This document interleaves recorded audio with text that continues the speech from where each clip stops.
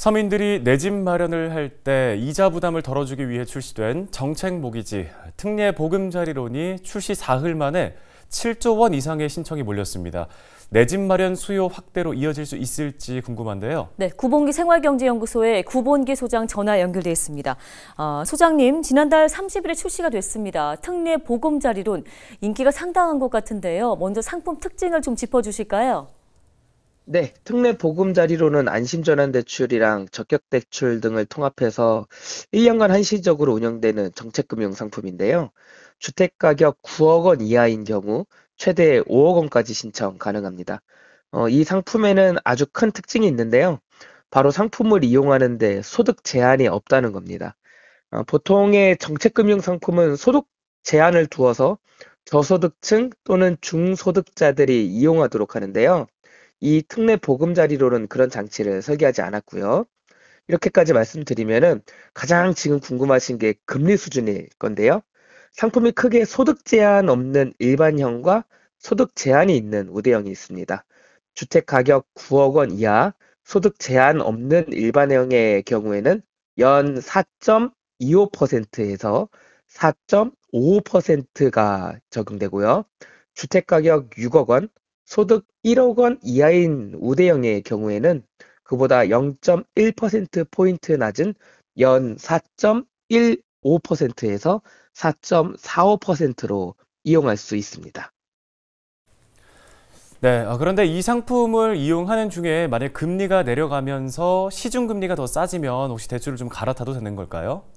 네, 일단 기존 대출을 특례 보금자리론으로 갈아타시는 경우에는 기존 대출에 대한 중도 상환 수수료가 면제되고요. 더 나아가서 그렇게 특례 보금자리론을 이용하다가 중도에 상환하는 경우에도 중도 상환 수수료가 부과되지 않습니다. 그러니까 특례 보금자리론을 이용하던 중 시중 금리가 내려가서 다른 대출을 이용하고자 하실 때에는 갈아타셔도 문제가 없습니다. 네, 지금 금리가 워낙 높다 보니까 많은 분들이 여기에 관심을 갖고 계신 것 같은데요. 부동산 시장의 연착륙에 좀 영향을 줄 수 있을 것으로 보십니까? 결국 집값을 결정하는 건 심리거든요. 그러니까 아무리 대출을 많이 해준다고 하더라도 많은 사람들이 앞으로 집값은 더 떨어질 거다라고 생각하면은 주택을 사지 않을 거고요. 반대로 대출을 조인다고 해도 앞으로 집값은 오르는 일밖에 안 남았다라고 생각하는 사람들이 많다면은 사람들이 어떻게든 돈을 구해와서 주택을 사서 집값이 오르게 되는데요. 그런데 지금 시장의 심리 상태는 아무래도 그러니까 앞으로 집값은 더 떨어질 거다라고 생각하는 사람이 많은 쪽이죠. 따라서 이 상품이 연착륙에 큰 영향을 주지는 못할 것으로 보입니다.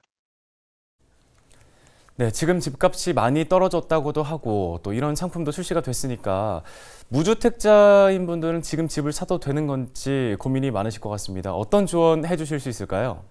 네, 실수요자인 무주택자분들은 크게 두 가지 체크해 보셨으면 좋겠어요. 첫째, 내가 대출을 받았을 때 그 대출의 상환이 능히 가능한가를 체크해 보시고요.